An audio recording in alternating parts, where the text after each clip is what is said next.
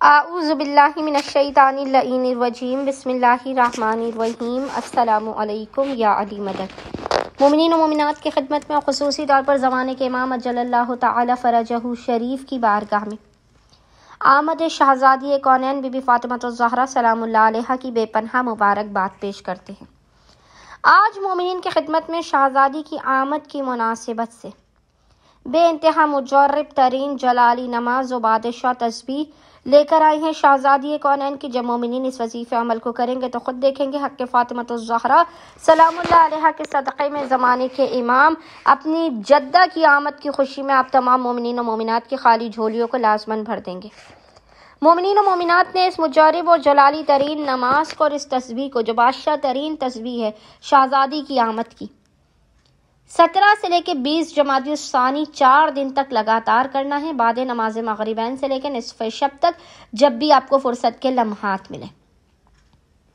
یہ وہ تسبیح ہے، یہ وہ عمل ہے، یہ وہ نماز ہے کہ جو آپ کے بخت و مقدر کو بدل دے گی۔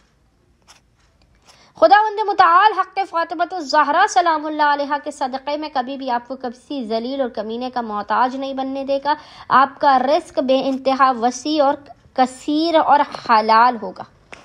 خداوند متعال آپ کے دشمنوں کو زیر کر دے گا، آپ کو ہر طرح کی دنیاوی اور آخروی جو بھی خواہشات ہیں وہ آپ کو عطا کی جائیں گی۔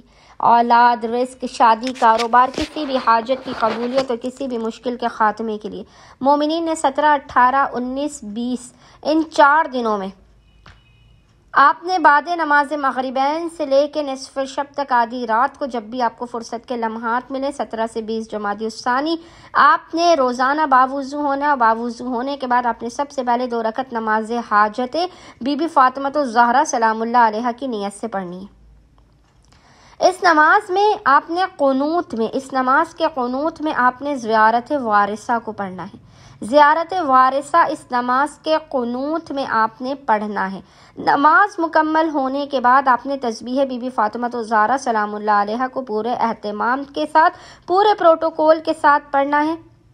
اور پھر اس کے بعد آپ نے محمد اور آل محمد پر اول و آخر 3 مرتبہ 3 ٹائمز درود بھیجنے کے درمیان میں 135 مرتبہ 135 ٹائمز اس ذکر کو پڑھنا ہے جو آپ کو اسکرین پر بھی لکھا ہوا نظر آ رہا ہوگا، اور وہ ذکر ہے اللہم بحق فاطمہ